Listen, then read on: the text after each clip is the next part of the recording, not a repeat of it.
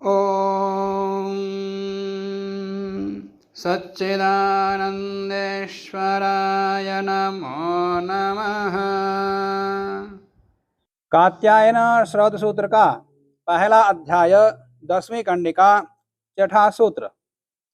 इससे पूर्व अग्निध्र आदि को दिए जाने वाले प्रेष वाक्यों को मंत्र बोलते हैं कि नहीं बोलते, तो मंत्र का लक्षण उसमें घटित नहीं होता। ऐसा पूर्व पक्ष उठा के समाधान दिया था। वे भी मंत्र हैं जिनको निगद मंत्र के नाम से पहले उनका लक्षण बता दिया था। और ऐसा ही इष्टियों में जहाँ कहीं भी जितने भी द्रव्य या पदार्थ पात्र आवश्यकता होती है सबको क्रमशः सबको रख कर के ही प्रारंभ करना चाहिए, ऐसा बता दिया था। और अष्टकपाल आदि जो भी हैं पूर्व वाले को पूर्व में, पहले पर में निर्दिष्टों का पर में अनुष्ठान करना चाहिए, बाद में अनुष्ठान करना चाहिए, ऐसा बता दिया था। अब इसके पश्चात एक द्रव्य साज्य वेदेन उपग्रहणम। एक द्रव्य साज्य, आज्य के साथ कोई द्रव्य हो, कोई पात्र हो, वह आज्य के साथ है। माने शुरुआत में आज्य लेकर के आहुति देनी है, तो इसके साथ दूसरा नहीं रहता ना। जुहू को लेते समय तो जुहू के साथ उपभृत रहता साथ में, तो दोनों हाथों से पकड़ते। अब वो शुरुआत से देते समय हाथ में एक ही रहता, एक हाथ से कभी नहीं देना। तो साथ में क्या क्या पकड़ते हो? वेद को पकड़ते। तो वेद का मतलब ये बायां हाथ में ऐसा पकड़ के फिर देते।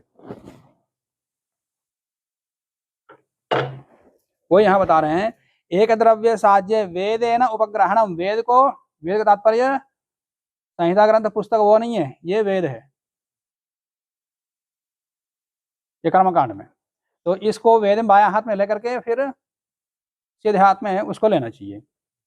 तो वेदेन उपग्रहणम दर्शपूर्ण, इसका अर्थ बताते हैं सूत्र का। दर्शपूर्णमासादो आज्य सहित श्रुक श्रुव स्थाल्यादि द्रव्यस्य। आज्य सहित श्रुवा, श्रुवा तात्पर्य ये, और श्रुच का तात्पर्य जुहू, इस प्रकार से। अब मान लिया कहीं जुहू के लेकर के केवल एक ही को दिया हुआ है, इसके साथ उपभृत ना हो, तब भी वेद को साथ में लेना। ये वेद में ऐसा साथ में लेकर के ही आहुति देनी है। हाँ,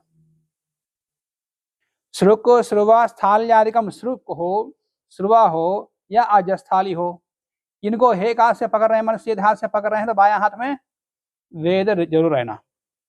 दर्शपूर्णमासादो आज्य सहित श्रुक श्रुव स्थाल्यादि द्रव्यस्य दक्षिण हस्तेन ग्रहणे, दायां हाथ से सीधे हाथ से ग्रहण करने पर, पकड़ने पर, वाम हस्तेनापि वेद कुशमुष्टिर गृहीतव्यः, साथ में ये ग्रहण करना चाहिए। अब मान लिया कि ऐसा सुबह से आहुति दे रहे हैं, अब इसको बायां हाथ पकड़ लिया तो कोई प्रयोजन नहीं है। इसका प्रण किया बायां हाथ में ये लेने का है,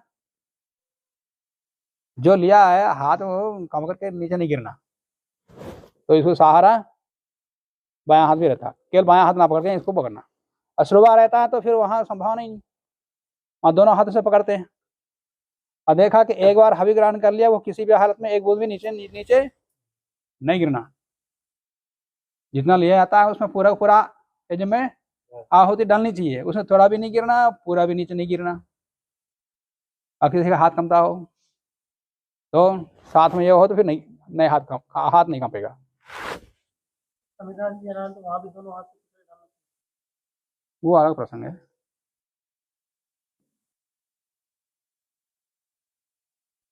तो दक्षिण हस्तेन ग्रहणे वाम हस्तेन वेद मन कुशमुष्टि ही गृहीतव्य। साज्यो जुहू उपभृतो द्वयो ग्रहणे तो न वेदोपग्रह। जुहू और उपभृत को साथ साथ में ले लिया। ये जुहू है, जुहू कैसे ग्रहण करते हैं? दोनों हाथों से। अभी आगे बताएंगे इसकी विधि का ग्रहण। इसको पकड़ करके फिर इस दोनों हाथों से पकड़ते हैं, तो वहां पर तो फिर दोनों हाथों से पकड़ने, फिर यहाँ वेद या स्था को ग्रहण करने का अवसर ही नहीं है, फिर ऐसा अवसर देते हैं।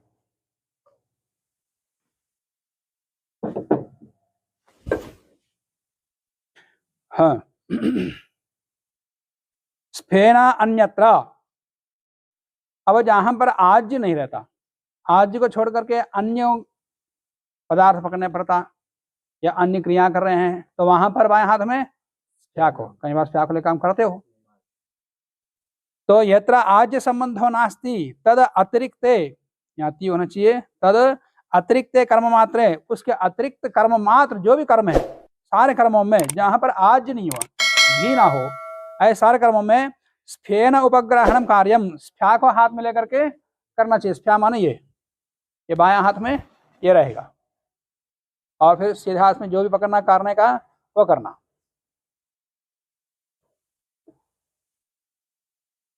स्फ्या का परिचय जब बता दिया था उस समय, उसका प्रयोग भी बता दिया था, कहाँ कहाँ उसका प्रयोग आता है।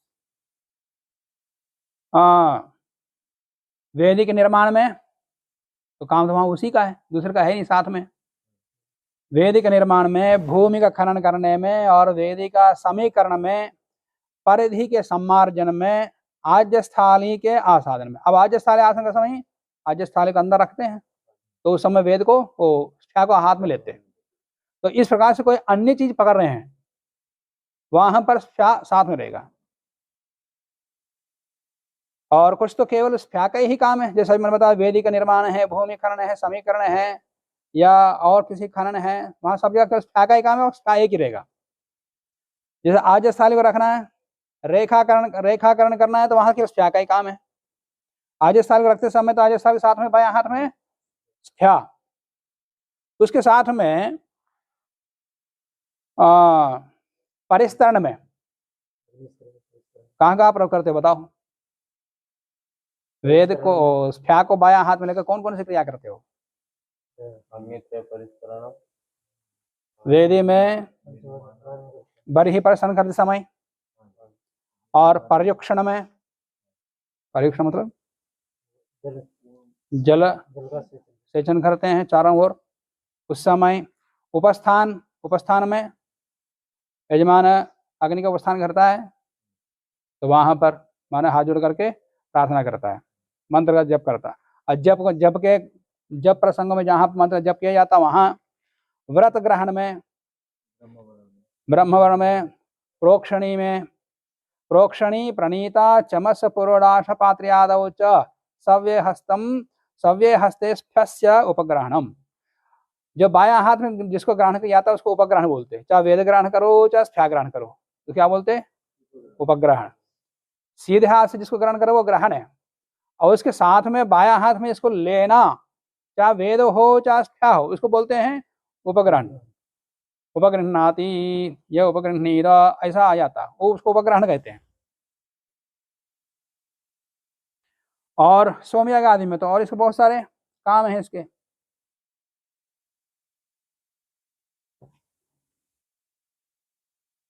तो आज जैसे अतिरिक्त कर्म मात्र में स्फ्या का इसका ग्रहण करना चाहिए, ऐसे यहाँ कहा कुशई ही असत्सु, माने जहां पर वेद का भी ग्रहण उपग्रहण नहीं है, स्फ्या का उपग्रहण नहीं है, तो वहां कम से कम कुशात रहना चाहिए हाथ में।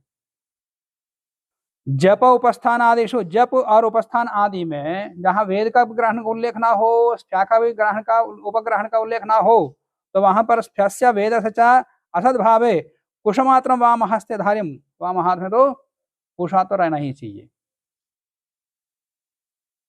पाणिभ्याम जो होम परिगृह्य उपभृत्याधानम आदान काले संह्रादयन, पाणिभ्याम जुहोम परिगृह्य मतलब दोनों हाथों से जुहू को ग्रहण करके पकड़ करके, उपभृत्याधानम, उपभृत्य के ऊपर रखना पहले, फिर उसके बाद दोनों हाथों से जुहू दोनों साथ में लेकर के, और रखते समय उसके ऊपर रखते समय ऐसा रखना चाहिए असंह्रादयन, माने आदान काले असंह्रदयन, कहे तात्पर्य जैसे ये जुहू है, ये उपभृत है, और ये ध्रुवा है। जुहू को दोनों हाथों से ले लिया, और रखते समय कोई आवाज नहीं आनी चाहिए, खट ऐसे नहीं आना।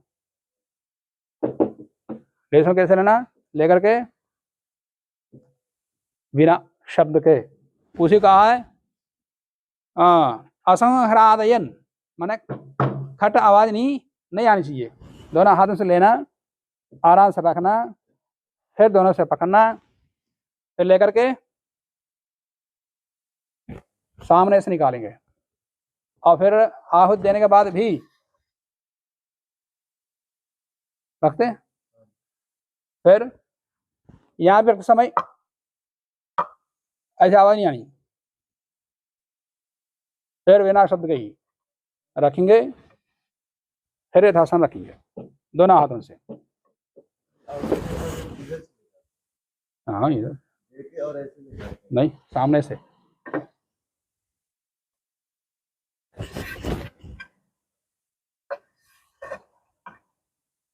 ऐसा लिया, हाथ लिया,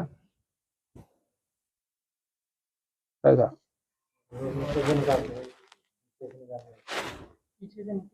हाथ देने के बाद, अरे मैं बता रहा ना विधि, अब आप लोग कैसे करते हैं, आप लोग हैं जो बता दिया उसके अनुसार करो। हाँ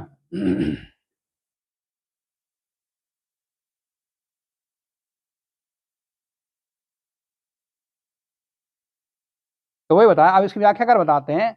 दर्शपूर्णमासादौ, दर्शपूर्णमासादि में जुहू उपभृतो युगपद आदान काल, दोनों को एक साथ ग्रहण करने में प्रथमतः हस्तद्वयन, पहले क्या करना है, दोनों हाथों से जुहू गृहीत्वा, जुहू को ग्रहण करके उपभृतः ऊपर निदध्यात्, उपभृत के ऊपर रखें। यहाँ विशेष ये लिख लेना, हस्तद्वयेन जुहूम गृहीत्वा अग्रमार्गेण आनीय,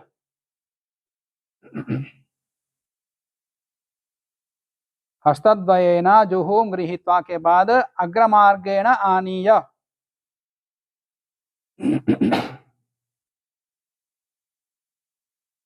इसका मतलब क्या हुआ, सीधा उठा के इसके ऊपर नहीं रखना, ऐसा। समझे?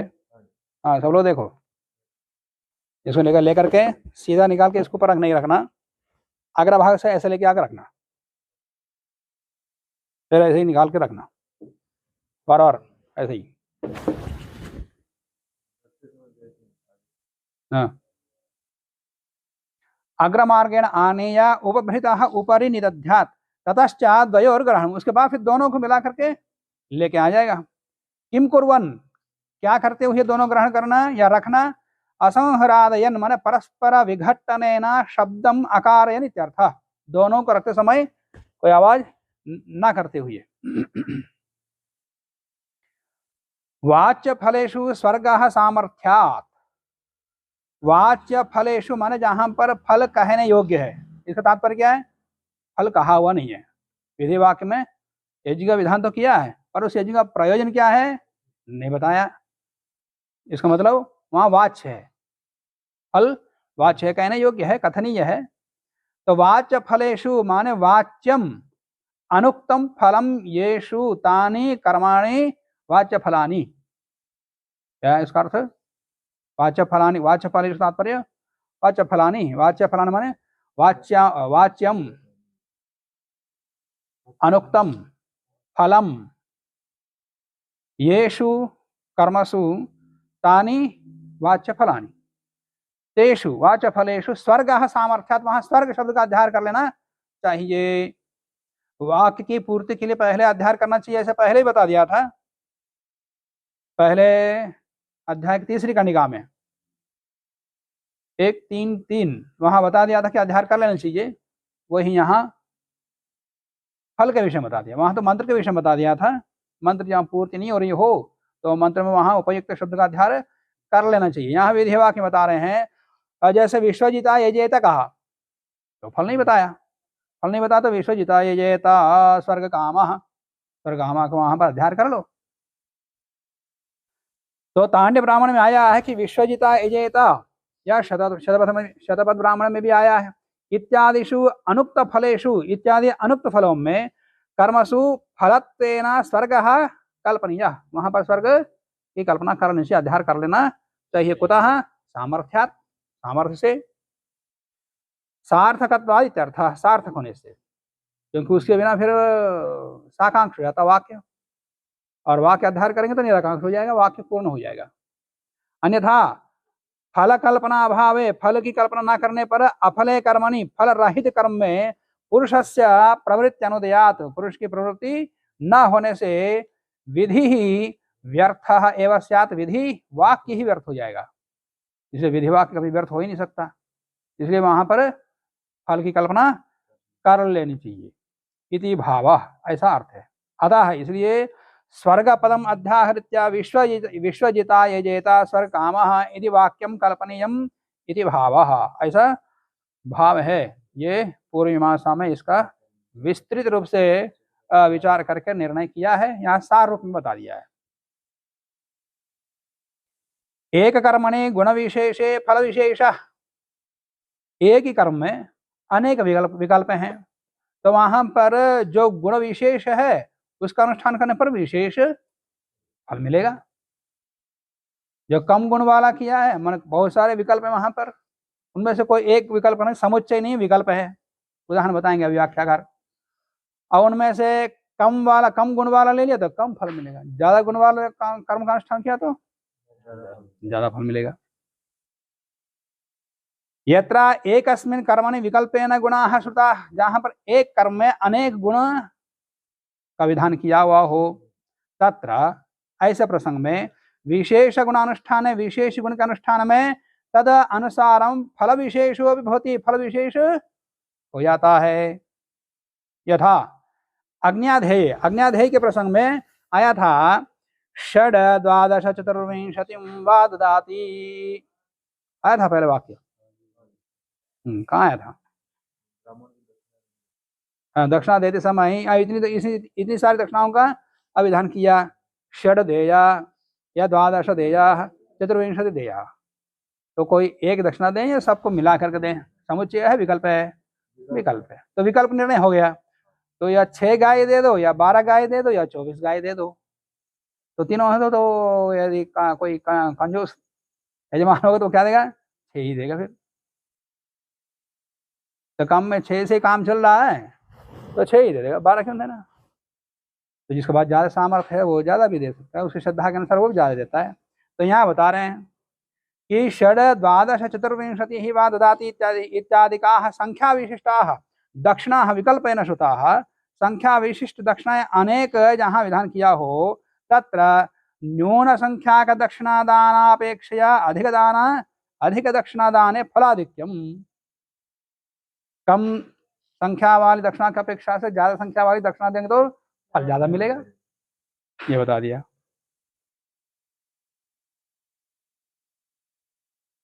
स्वामी दयानंद ने भी लिखा है,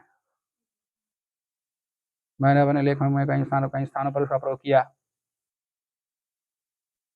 कि सभी गृहस्थी गुरुकुल में विद्या के वृद्धि के लिए, आर्य समाज के लिए, आर्य पत्रिकाओं के लिए यथेष्ट दान दें, और उस दान का प्रयोग केवल इन तीनों में ही प्रयोग होना चाहिए, अन्यत्र नहीं, ये भी लिख दिया।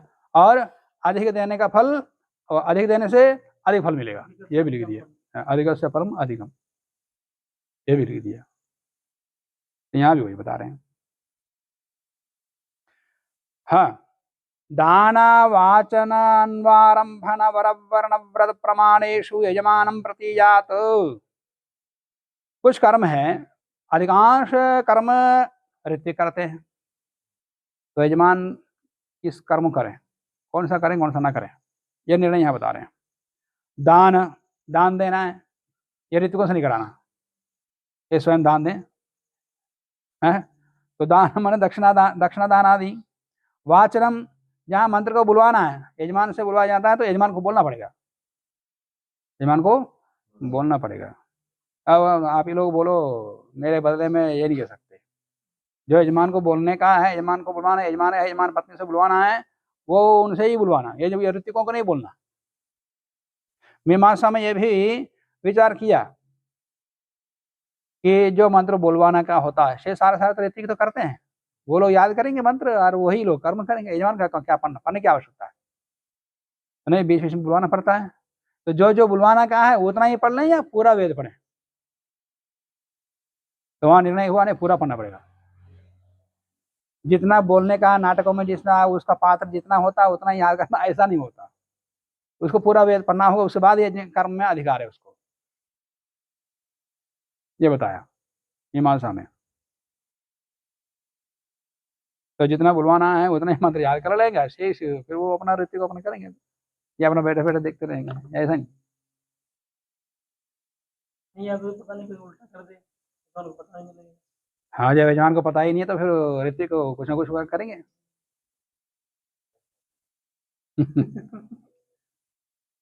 तो दानम दक्षिणादान आदि वाचनम यत्र वाचयति इति विहितम तत् वो कर्म अन्वारम भ्रमण स्पर्श। अब कहीं स्थान पर यजमान को स्पर्श करने का उल्लेख विधान आता है तो यजमान को स्वयं करना, भवन एवं करो तो ऐसा नहीं करना। तो अन्वारम भ्रमण स्पर्श वराह, वराह मन वरम ददाति इत्यादि। मन वराह तात्पर्य वही दक्षिणा है, वो दक्षिणादान तो गाय आदि का था। ये वर का मतलब ये विशेष सुवर्ण आदि, उसके लिए वराह कहते हैं। दक्षिणात्वेन दीयमानं धेनु सुवर्णादिकं म्रियते अनेन इति व्युत्पत्त्या वराह इत्युच्यते।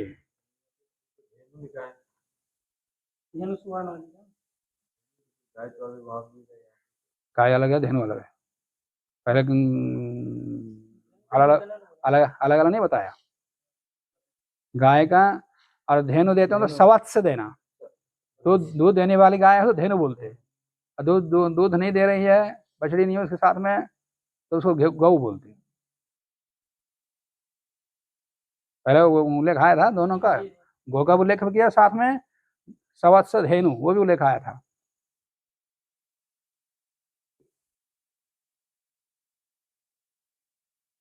हाँ। वरम ददाति इत्यादि वो भी यजमान को स्वयं करना होगा। वर्णम मान ऋतिक वर्ण, ऋतिक वर्ण में ऋतिकों से करा दो एक दूसरे को, ये नहीं स्वयं वर्ण करें सब ऋतिजों का। वर्णम ऋतिक वर्णादि। अब जैसे संकल्प है, अब वर्ण करना है तो संकल्प करना पड़ेगा ना, ये कर्म किसका है? यजमान का है। और आज सब ऋतिक ही पढ़ते हैं। भवंतम अहम वृणे, ये अंतिम उनसे बुला देते हैं। सारा सारा संकल्प उसको बोलना चाहिए। ऋतिक तो वृतोस्मि कर्म करिष्यामि, बस इतना ही उसका वाक्य है। सारा सारा तो यजमान का। तो आज पूरा ही ऋतिक को बोलना पड़ता है, वो नहीं करना चाहिए, ये बता रहे हैं।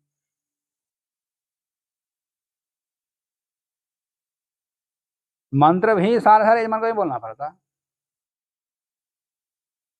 स्वामी ध्यान जी ने लिखा संस्कार विधि में, सारे सारे मंत्र यजमान को ही बोलना होगा। यदि यजमान पढ़ा लिखा ना हो, मूढ़मति वाला हो, कालाक्षर भैंस बराबर हो, नहीं कम से कम ये तन्नो अग्नि जो 8 मंत्र हैं, सारा ना बढ़ सकता हो तो तन्नो अग्नि आदि 8 मंत्र जरूर पढ़े यजमान।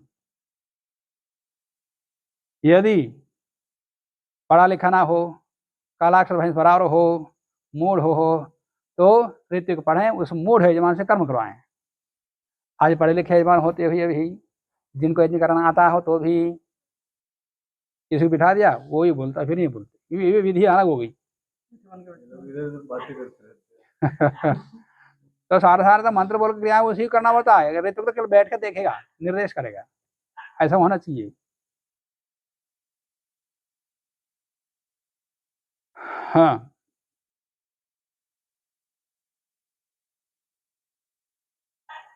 वर्णम ऋतिक वर्णादि व्रतम पयोव्रतम ब्राह्मणस्य इत्यादि, जो पयोव्रत आदि का विधान किया है वो भी व्रत किसको करना होगा? यजमान को स्वयं करना होगा, न वो भी ऋतिकों से करा दो। हाँ, प्रमाणम, प्रमाण माने अब किसी का प्रमाण लेते हैं, आरत्निका है, प्रादेश का है, इतने आरत्निका आरत्निका है इत्यादि जो परिमाण बताया जाता है वो किसका परिमाण लिया जाएगा? यजमान का ही परिमाण लिया जाएगा, अन्य ऋतिकों का परिमाण नहीं लेना। प्रमाण माने पंचारत्नि ही यूपः इत्यादि। येषु सर्वेष्वपि यजमानम एवं कर्तारम अवबुद्धेता, यजमान को ही कर्ता समझना चाहिए, ऋतिकों को नहीं। इदम सर्वम यजमानेन एवं कर्तव्यम इत्यर्थ, ये सारा सारा यजमान को ही कर लेना चाहिए।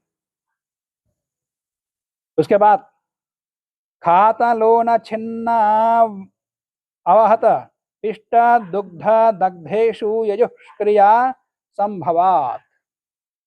खाद, खाद माने खड्डा खोदना, यूप को गाड़ना है तो खड्डा खोदो। जैसे चातवाल है, चातवाल के लिए मिट्टी के लिए वहां लिया जाता है, उसको भी खोद के रखना है इत्यादि। खातम यूपावट खरनादि, ये सारे सारे। लूनम माने बरही काटना, माने दरबू काट के लेके आना। मंत्र के साथ जंगल में जाओ, जाने से पहले मंत्र बोलो, फिर जाओ, काटते समय वहां भी मंत्र बोलो, फिर काट के सिर पर रख करके लेके आ जाओ, फिर आकर के भी यहाँ मंत्र के साथ रखो। ये सारी सारी क्रिया साथ में करना है या कर करके रखना, वही बता रहे हैं। छिन्नम माने यूप को छीलना, अष्टकोण में छीलना है ना यूप को, तो वो छीलना। अवहतम माने व्रीहि आदि का अवहरण करना, व्रीहि का कूट करके उसका छिलका निकालना। पिष्टम तंडल पेशनम माने उसको पीसना। दुग्धम माने होम के लिए, याग के लिए गाय का दूध दुहना। दग्ध, दग्ध माने महावीर आदि का को दहनम, महावीर आदि का दहन। महावीर का तात्पर्य महावीर पात्र होता है एक, घर्म याग बोलते। सोम याग में, अच्छा पहले सोम याग में अग्निष्टोम कितने दिन को होता है? पहले दिन क्या क्या करते हैं? दीक्षा। और दूसरे तीसरे चौथे दिन को क्या बोलते हैं? उपसद। उपसद। तो उपसद के साथ मैंने और एक शब्द प्रयोग किया था, उपसद बोलते हैं, परंतु और भी एक शब्द प्रयोग किया था, क्या था? प्रवर्गीय उपसद। उपसद क्या? हाँ, प्रवर्गीय उपसद। प्रवर्ग क्रिया भी चलती है कि विशेष क्रिया है वो, और लोगों का बड़ा आकर्षण भी रहता है उसमें। और उपसद इष्टि, उपसद इष्टि बोलते हैं, पर और भी इष्टियां होती हैं।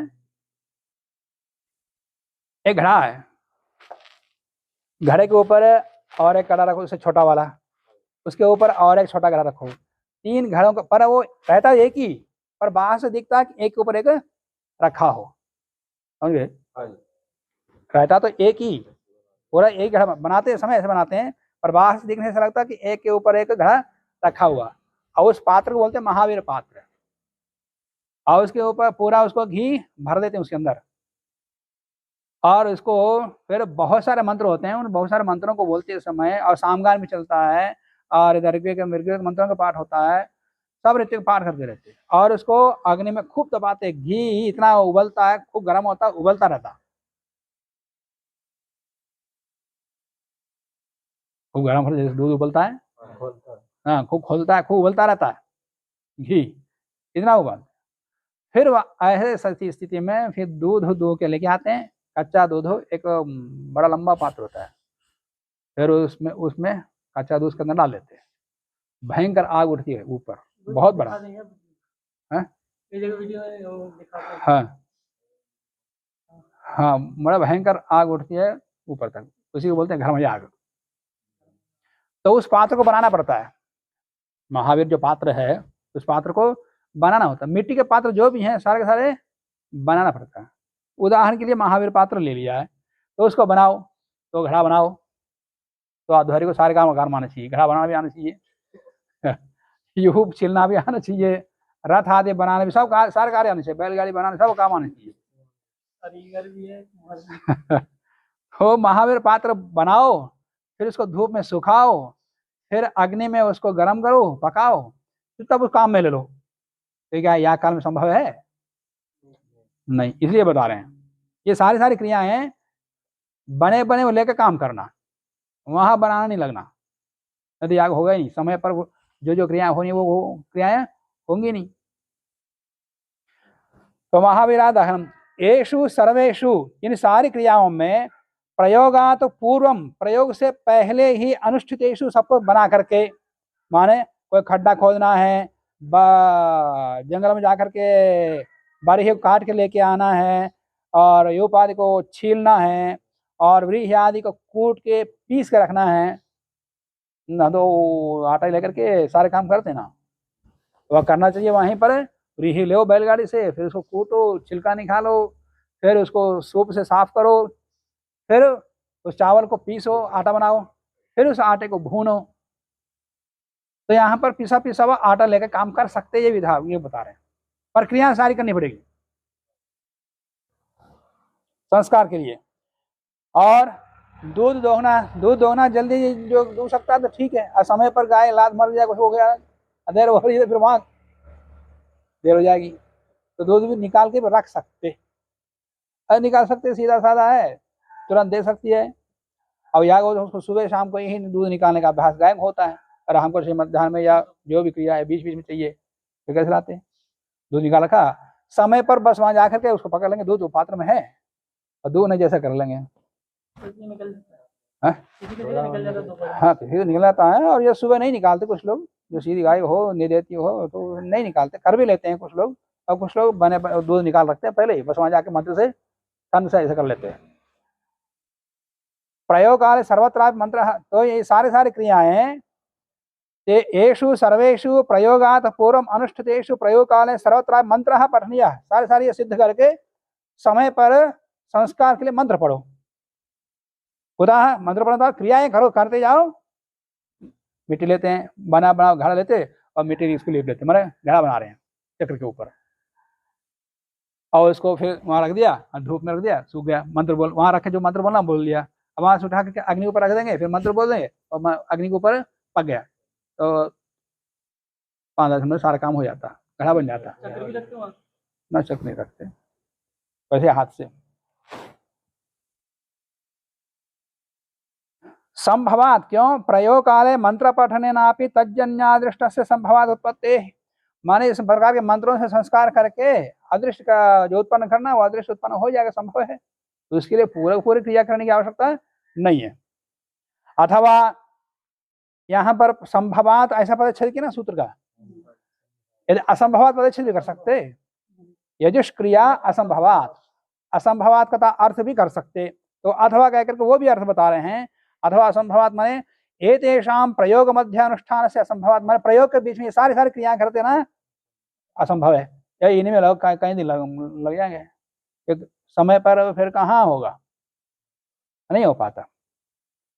और हर क्रिया का समय निश्चित है, इस समय तक यह करना, इस समय यह करना, फिर अग्निहोत्र काल आता, फिर अग्निहोत्र करना, आदि सब क्रियाएं समय पर होना चाहिए, तो वो इस प्रकार से पूरा करना असंभव है। एतेषां प्रयोग मध्य अनुष्ठान से असंभवात, नहीं प्रयोग मध्य यूपावट खनने आरभ्य, प्रयोग के बीच में अब यूप को गाड़ने के लिए 2-3 फीट गाड़ना है, खोदना है, खोदते रहो, और कोई पत्थर आ गए तो फिर उसका समय।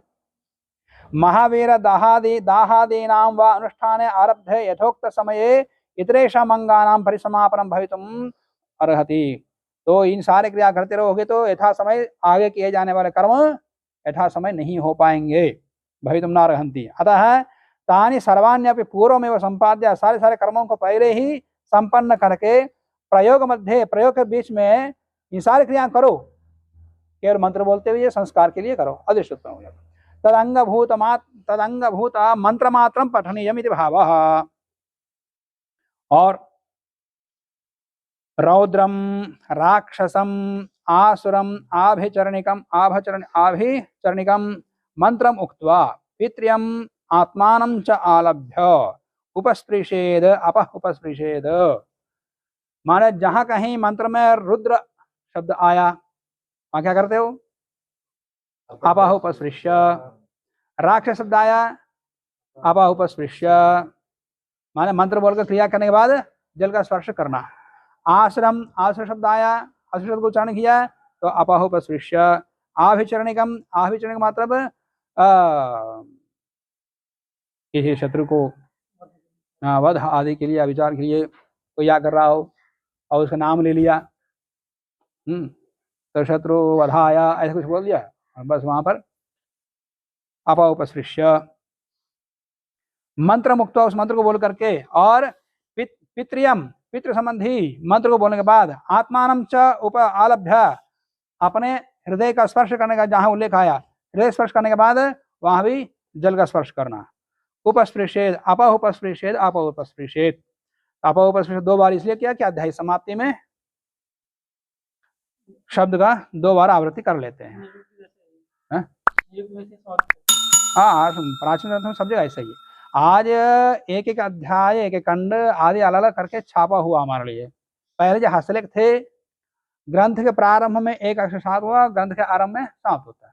और कहाँ अध्याय प्रारंभ हो रहा है, कहाँ अध्याय समाप्त हो रहा है, सूत्र कहाँ प्रारंभ हो रहा है, कहाँ ये नहीं पता, कुछ नहीं रहता। तो ऐसी स्थिति में क्या करते हैं, अध्याय समाप्त हो वहां पर अंतिम शब्द को 2 बार आवृत्ति कर देते, इतना तो संकेत कर देते, यहाँ अध्याय समाप्त हो रहा है। और उसके बाद बस अपने ही ढंग से अध्ययन कर लेते हैं, पढ़ाने वाले बताते हैं परंपरा से। तो उसके बाद फिर खंड पाद आदि परंपरा से आते हैं, उसका अनुसार करते हैं, जहाँ विषय बदल रहा है या प्राचीन परंपरा आती है। तो विचारण क्रिया करते हैं, इससे कुछ होता है याद आदि करते हैं? और होता नहीं होता समझाने। तो उसी का अर्थ बताते हैं, रुद्र रक्षोसर पितृदेवत्यम मंत्रमुच्चार्य चा शब्दात् तद्देवताकं कर्म कृत्वा अपि यथा तथा तथा अभिचार फलकं च मंत्रमुक्त्वा आत्मानं स्पृष्ट्वा च हस्तेन कृतं स्पृश्येत्। तो इन सारी क्रियाओं में क्रिया करने के पश्चात या शब्दों को उच्चारण करने के पश्चात जल का स्पर्श करना चाहिए।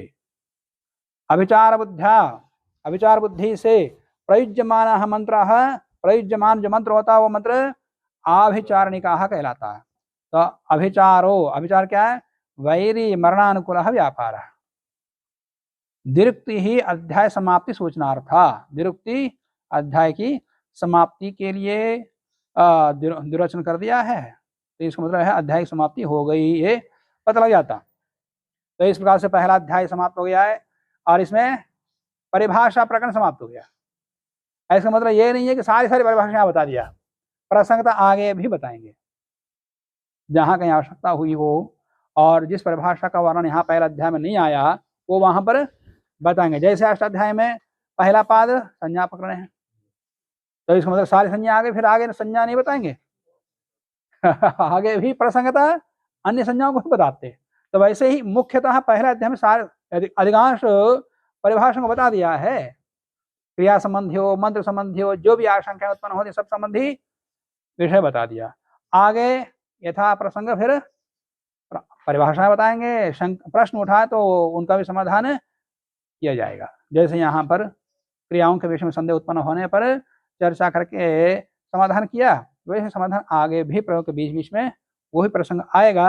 अब आगे दर्शपूर्णमासेष्टि संबंधी प्रयोग प्रारंभ होगा, साथ में चर्चा भी चलती रहेगी। तो आज के प्रसंग हम यही समाप्त करते हैं, पहला अध्याय समाप्त हो गया है। फिर कल की कक्षा में दूसरे अध्याय को हम प्रारंभ करेंगे। आज के प्रसंग यही समाप्त करते हैं। ओ